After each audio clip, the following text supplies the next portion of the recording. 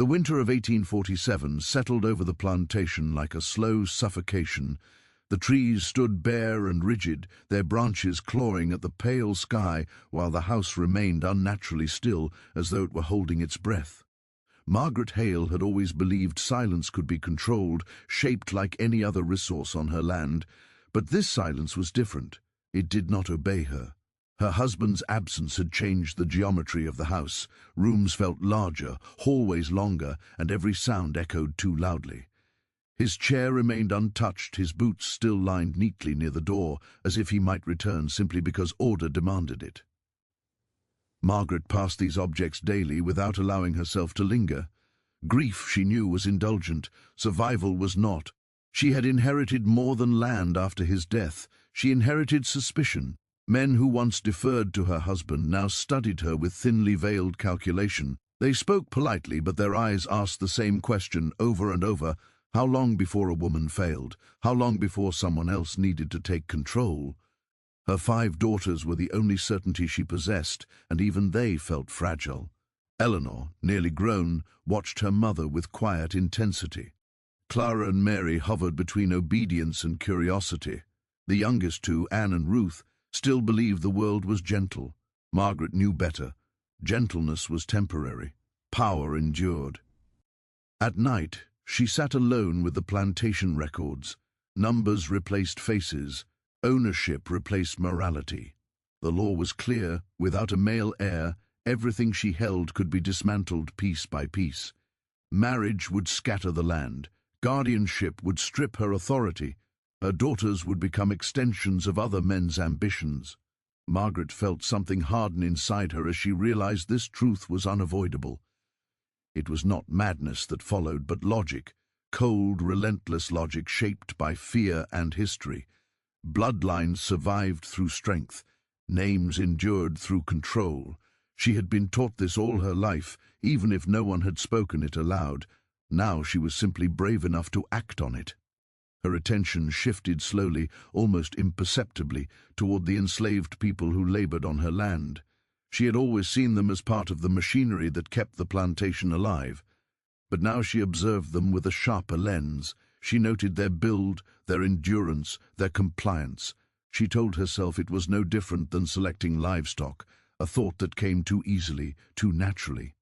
Samuel stood out not because he tried to, but because he could not help it. Height marked him as different. Strength anchored him to the earth. He carried himself with a restraint born from constant vigilance. Margaret saw in him something her daughters lacked, not refinement, but durability. The idea formed without drama. No lightning strike, no moral debate. Only the quiet certainty that the future would not wait for permission. She summoned him on a grey afternoon, the sky heavy with unshed rain. He stood in the doorway, respectful, silent, already aware that whatever was asked of him would not be optional. Margaret studied his face and felt no satisfaction, no cruelty, only resolve. What followed was never given a name. Names implied accountability. This arrangement existed beyond language, enforced by silence and fear. Margaret told herself she was doing what men had always done, only without apology. She was securing her bloodline, preserving her house, protecting her daughters from a world that devoured women who hesitated. The first boundaries were crossed quietly, doors closed, eyes looked away. Eleanor understood before the others. Understanding did not save her. Margaret watched her daughter change, watched innocence erode into obedience, and forced herself to believe this transformation was necessary. Pain, she reasoned, was temporary. Legacy was permanent. Time moved forward because it had no choice. Seasons passed. Children were born. The house filled with sounds again, though laughter rarely reached the walls where secrets lived. Samuel aged faster than he should have, his body bearing the cost of a role he had never chosen. Margaret avoided his gaze whenever possible. Looking at him too closely risked recognition, and recognition was dangerous. Her daughters grew quieter. Their compliance became habitual, reflexive. Margaret mistook this for strength. She believed she had succeeded. But power does not erase consequence, it only delays it. Years later, the plantation stood intact, but the people within it were fractured. Margaret's daughters carried themselves with practiced composure, yet something hollow lived behind their eyes. They fulfilled expectations flawlessly, which only deepened the silence around them. Pain unacknowledged had become tradition. Children ran through the halls now, some claimed, some hidden, some sent away under the cover of vague explanations. Margaret referred to them as proof that her sacrifice had worked, proof that her house would not fall into irrelevance. She refused to examine what these children might inherit beyond her name. The outside world shifted slowly, but not enough to threaten her authority during her lifetime. She grew older with the comfort of control, even as sleep abandoned her. Dreams replaced rest, dreams of corridors narrowing, of walls closing in, of hands reaching from beneath the floorboards.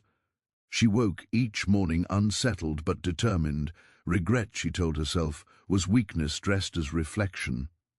Her daughters began to leave one by one through marriage. Margaret approved unions carefully, ensuring distance rather than closeness. She wanted dispersion. Distance reduced scrutiny. Each farewell tightened something in her chest, though she never allowed herself to identify the feeling. Samuel became a presence barely acknowledged. He existed in the background, a reminder best ignored. His silence had grown heavy, no longer submissive but exhausted. Margaret sensed this change and resented it. Even silence, it seemed, could accuse. When illness finally took her, Margaret Hale died believing she had won. The house remained. The land endured. Her name continued. History, she assumed, would forget the methods and remember the outcome, but forgetting is not the same as healing. Her daughters inherited more than property. They inherited patterns. Silence became their language. Control became their instinct. Love, when it appeared, felt foreign and unsafe. They raised their children with caution rather than warmth, discipline rather than honesty. The past hovered over every interaction like a presence no one dared to name. Generations passed, the house aged, cracks formed in walls long before they appeared in foundations, whispers escaped into the town, then faded, then resurfaced altered but recognizable. The truth bent but did not break. Descendants felt it most acutely, a sense of displacement, a discomfort with mirrors, an unease around family gatherings that no one could explain. They called it temperament, nerves, bad blood. None of them realized how accurate that last phrase was. The bloodline survived exactly as Margaret intended. It endured, it persisted, it carried forward. But survival did not bring peace, because blood remembers what history tries to bury, and some legacies, no matter how carefully constructed, rot from the inside. Time altered its shape inside the house. Days passed with mechanical precision, but nights stretched into something elastic and suffocating. Margaret Hale had learned to measure her life not by seasons anymore, but by outcomes. Each decision was weighed against permanence. Each hesitation felt like a threat. The plantation functioned smoothly on the surface, fields tended, accounts balanced, order maintained, but beneath that order lay a silence so disciplined it bordered on reverence. Silence had become the language of survival. Her daughters adapted in different ways. Eleanor, the eldest, learned to disappear within herself. She spoke when spoken to, complied without hesitation, and mastered the art of neutrality. Clara followed rules so perfectly that Margaret sometimes mistook her obedience for contentment. Mary observed quietly, storing impressions she did not yet understand. Anne and Ruth sensed something wrong but lacked the vocabulary to name it. Children, Margaret believed, absorbed pain the way soil absorbed rain, quietly, invisibly. Margaret told herself she was sparing them worse fates. Marriage to careless men, poverty disguised as morality, dependency masquerading as protection. She repeated this justification until it no longer sounded defensive. History, after all, was written by those who survived long enough to explain themselves. Samuel's role continued without acknowledgement. He was summoned and dismissed with the same impersonal efficiency as any other task on the estate. Margaret avoided his eyes, not because she feared judgment, but because recognition unsettled her carefully constructed reasoning. Looking too closely risked seeing him as something other than a function, and functions did not demand conscience. Years passed, marked by births that were explained only when necessary. Some children were claimed as distant relatives, others quietly sent away. Margaret managed these outcomes with precision. The house grew fuller, louder, yet strangely colder. Affection did not thrive in environments built on calculation. It withered quietly, leaving behind discipline in its place. Her daughters began to understand the cost of compliance as they aged. Eleanor's dreams vanished first. Clara developed a sharpness that cut inward. Mary learned how to listen without reacting. Anne became withdrawn. Ruth clung desperately to routine. Margaret noticed these changes and interpreted them as resilience. She mistook survival for strength because admitting otherwise would fracture everything she had built. Sleep abandoned Margaret almost entirely. When it came, it brought dreams that felt like indictments. Corridors that narrowed the farther she walked, rooms filled with whispers she could not silence, faces that looked familiar but refused to speak. She woke before dawn most mornings and sat in the dark until resolve replaced unease. Guilt, she told herself, was a luxury or people who had the privilege of choosing differently. The outside world shifted slowly. Debates reached the edges of town. Rumors of change circulated in controlled tones. Margaret listened but did not engage. Change was dangerous. Stability required resistance. She tightened her grip on what she controlled and dismissed the rest as noise. As her daughters reached adulthood, marriages became strategic rather than sentimental. Margaret selected suitors who asked few questions and lived far enough away to reduce curiosity. Each departure was framed as success. Each farewell reinforced her belief that she had secured their futures. Distance, she reasoned, diluted consequence. Samuel aged visibly during this time. His movements slowed, his posture softened. Years of silence weighed heavier than labor ever had. Margaret noticed but did nothing. Compassion, she believed, introduced variables she could not afford. The system worked because it was unyielding. Illness crept into Margaret's life gradually. Small weaknesses she ignored until ignoring them became impossible. Even then, she maintained control. Instructions were issued, documents secured. She prepared for death with the same meticulousness she had applied to life. When she finally lay confined to her bed, she felt no remorse, only exhaustion and a faint satisfaction that the house still stood. She died believing she had preserved something important, her name, her land, her bloodline. Her daughters inherited more Han property. They inherited silence as doctrine. Each carried Margaret's lessons forward in altered forms. Eleanor enforced order with rigidity. Clara wielded control subtly. Mary withdrew into observation. Anne avoided attachment. Ruth sought structure obsessively. None of them spoke of the past. Speaking invited instability. The house endured, but it changed. Laughter felt intrusive. Affection felt performative. Children sensed boundaries they could not cross and questions they could not ask. The atmosphere carried an unease that defied explanation. Visitors commented on it quietly. Family members learned not to notice. Generations passed, each inheriting fragments of a history no one explained. Behaviors repeated without origin. Fear appeared without cause. Control became instinctual. Love remained conditional.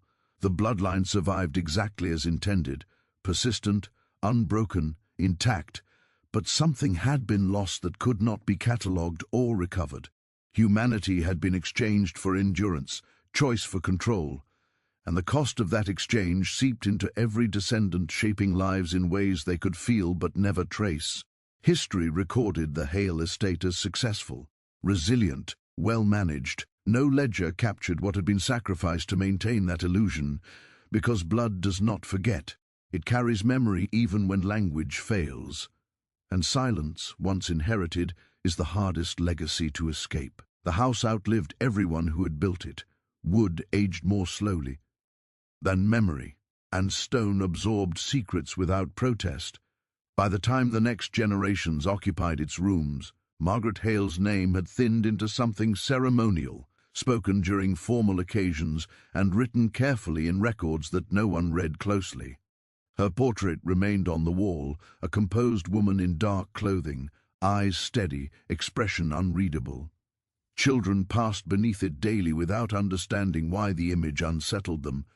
Those children grew into adults carrying an inherited caution that shaped their lives in subtle but decisive ways. They married carefully, loved selectively, trusted rarely. Arguments in the family never reached the surface. They simmered quietly, reshaping behavior rather than erupting into confrontation. No one remembered when silence had become preferable to honesty, only that speaking too freely felt dangerous, as though the walls themselves might respond. Stories began to circulate outside the family, distorted and incomplete. Neighbors spoke of resemblance between relatives that felt excessive, of temperaments that repeated across generations, regardless of upbringing. Some whispered about impropriety in the distant past, but the whispers lacked evidence and faded easily. The Hale family had learned early how to let speculation dissolve without engagement. Ignoring questions was an art passed down with care. Samuel's name vanished entirely. There were no records, no acknowledgements, no trace left behind that could not be explained away. Yet his presence endured in the faces of children who bore his height, his build, his quiet watchfulness. These traits were described as coincidence, as family characteristics, as the mysterious ways inheritance worked. No one questioned why strength appeared so consistently alongside an unshakable melancholy. As the years progressed, the world beyond the plantation changed more rapidly than before. Laws shifted, old structures weakened. The Hale estate adapted outwardly, modernizing just enough to appear aligned with progress. Inwardly, nothing changed. Control remained the organizing principle. Order was still prized above understanding. Love, when expressed, was measured and conditional, offered carefully as though it might be taken away if mishandled. Descendants sensed something missing long before they could articulate it. They experienced anxiety without cause, guilt without action, fear without memory. Some sought explanations in religion, others in science, others in self-discipline. A few tried to leave entirely, drawn away by an urge they could not name. Distance brought relief, but never resolution. The unease traveled with them, embedded deeper than geography.